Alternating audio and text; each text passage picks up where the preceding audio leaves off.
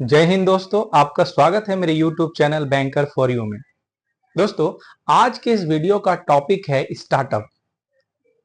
आप लोगों ने स्टार्टअप के बारे में जरूर ही सुना होगा या कईयों को ऐसा बोलते हुए सुना होगा कि वो कोई नया स्टार्टअप शुरुआत करने वाला है, या फिर बहुत सारे ऐसे फर्म्स या कंपनीज हैं जो अपने आप को स्टार्टअप कहते हैं। तो आइए आज हम एक्चुअल में जानते हैं कि स्टार्टअप किसे कहा जाता है, किस यूनिट या बिजनेस फर्म को आप स्टार्टअप कहेंगे, किस तरह के कौन से काम करने वाले बिजनेस एंटिटीज को स्टार्टअप कहा जा सकता है, इसका एक्चुअल डिफिनेशन क्या है। क्या कोई भी आदमी कोई भी अगर काम करना शुरू करता है तो क्या हम उसे स्टार्टअप कह सकते हैं कि नहीं। तो आज इन सारे क्वेश्चन का आंसर जो है इस वीडियो में आपको मिल जाएगा। तो चलिए शुरू करते हैं। सबसे पहले समझते हैं कि स्टार्टअप क्या होता है। स्टार्टअप को समझने के लिए हमें उसके डिफिनेशन को समझना पड़ेगा कि स्टार्टअप एक्चुअल में क्या होता है। देखिए, कोई भी एंटिटी या फर्म को स्टार्टअप कहलाने का जो पहला क्राइटेरिया है वह है कि वो एंटिटी या फर्म DPIIT के द्वारा रिकॉग्नाइज्ड होना चाहिए। मतलब सबसे पहला क्या इसका शर्त है कि जो भी यूनिट या फर्म अपने आप को स्टार्टअप कह रहा है वो सबसे पहले DPIIT के द्वारा रिकॉग्नाइज्ड होना चाहिए। DPIIT क्या है? तो department of promotion of industries and internal trade. यह ministry of commerce and industries के अंदर आता है DPIIT। DPIIT अपने गैजेट नोटिफिकेशंस में टाइम पे वो गैजेट नोटिफिकेशन निकालता है और उसमें उन स्टार्टअप्स को रिकॉग्नाइज्ड करता है, ठीक है, जो कि गवर्नमेंट ऑफ इंडिया का जो स्टार्टअप प्रोग्राम है उसके जो क्राइटेरियाज हैं उसको पूरा करते हैं।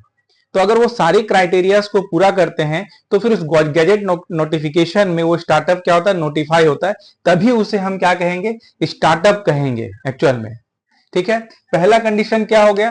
तो पहला कंडीशन जो सबसे इंपॉर्टेंट है वो मिनिस्ट्री ऑफ कॉमर्स और इंडस्ट्रीज के अंदर जो DPIIT होता है इसके अंतर्गत वो यूनिट वो फर्म जो है वो रिकॉग्नाइज्ड होना चाहिए।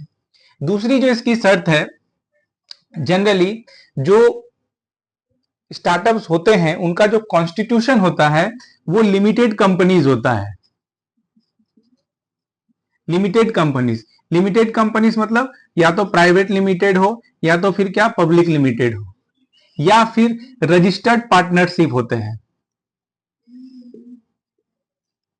रजिस्टर्ड पार्टनरशिप जो होंगे वो क्या होंगे, रजिस्टर्ड पार्टनरशिप होंगे या फिर LLPs होंगे जो कि लिमिटेड लायबिलिटी पार्टनरशिप है।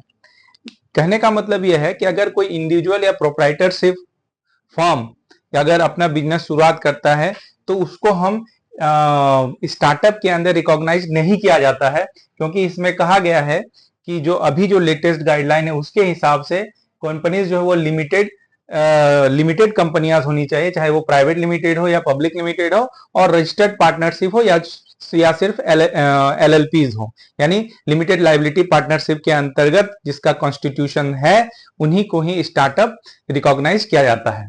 इसकी जो तीसरी शर्त वो है कि स्टार्टअप में किस तरह का काम होता है।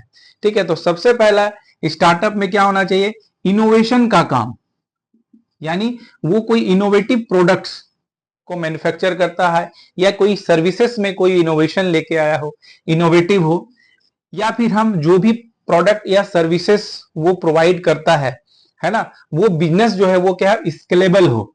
स्केलेबल मतलब जो इस बिजनेस को हम और भी आगे बढ़ा सकते हैं, ताकि इसमें इसमें क्या होना चाहिए, हाई पोटेंशियल ऑफ ग्रोथ होना चाहिए। हाई पोटेंशियल ऑफ क्या होना चाहिए, ग्रोथ होना चाहिए। किसमें ग्रोथ होगा, तो हाई पोटेंशियल ग्रोथ होना चाहिए किसमें, जॉब में, यानी जॉब क्रिएशन इससे होना चाहिए। दूसरा इससे क्या, वेल्थ क्रिएशन इससे होना चाहिए। यानी इसका सबसे इंपॉर्टेंट जो चीज है वो ये है कि किसी इनोवेशन के क्षेत्र में काम करता हो, किसी डेवलपमेंट के क्षेत्र में काम करता हो, या फिर वो बिजनेस जो है एक स्केलेबल होना चाहिए, मतलब जिसमें high potential of job creation, high potential of wealth creation, ये सारी चीजें उसमें होनी चाहिए। चौथा जो इसका इंपॉर्टेंट चीज है वो ये है कि कोई भी यूनिट अपने इनकॉर्पोरेशन से लेकर के, इनकॉर्पोरेशन मतलब जिस दिन वो यूनिट रजिस्टर्ड हुआ है, या ये कह सकते हैं इनकॉर्पोरेशन या रजिस्ट्रेशन, उस दिन से लेकर के 10 इयर्स तक ही उसको स्टार्टअप कहा जाता है। मतलब वो उसका स्टार्टअप का जो स्टेटस है वो अपने इनकॉर्पोरेशन से लेकर के 10 साल तक ही उसका स्टार्टअप का उसको रिकॉग्नाइज किया जा सकता है। अगर कोई कंपनी बना है सपोज के 11 साल पहले या 12 साल पहले, तो उसको स्टार्टअप नहीं कहा जाता है, सिर्फ वो 10 इयर्स के पीरियड तक ही उसको स्टार्टअप कहा जाता है।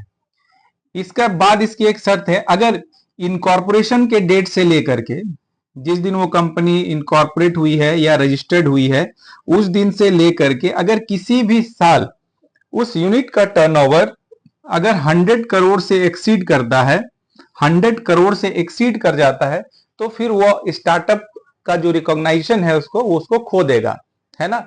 यानी अगर उसका टर्नओवर 100 करोड़ से ज्यादा हो जाता है अपनी इनकॉर्पोरेशन से लेकर के किसी भी पीरियड, किसी भी साल में, एक तो यह है कि ये 10 साल तक ही स्टार्टअप रहेगा अपने इनकॉर्पोरेशन से, तो इस 10 सालों में अगर मान लीजिए कि दूसरे साल में ही उसका टर्नओवर 100 करोड़ से ज्यादा हो गया, तो फिर वो स्टार्टअप नहीं कहलाएगा।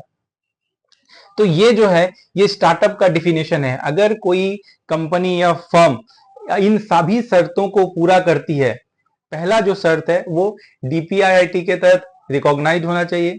कंपनी जो है वो उन कंपनी का जो कॉन्स्टिट्यूशन है वो या तो लिमिटेड कंपनी हो जिसमें प्राइवेट लिमिटेड या पब्लिक लिमिटेड, या फिर रजिस्टर्ड पार्टनरशिप हो, या फिर एलएलपी हो। ये हो गया दूसरा सर। तीसरा सर जो हो गया, वो कंपनी जो है वो इनोवेशन के क्षेत्र में, किसी डेवलपमेंट के क्षेत्र में काम करता हो, है ना, और या वो बिजनेस स्केलेबल हो जिसमें high potential of job creation, high potential of wealth creation, ये सारे पोटेंशियल उसमें हो।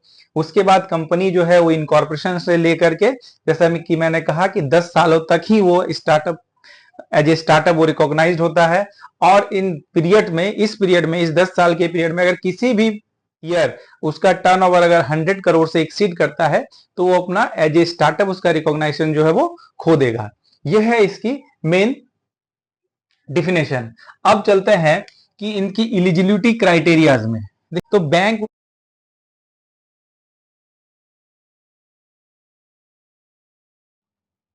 कुछ टेक्निकल वजहों से पूरी साउंड रिकॉर्ड नहीं हो पाई, इसके आगे का डिटेल्स नेक्स्ट वीडियो में रहेगा।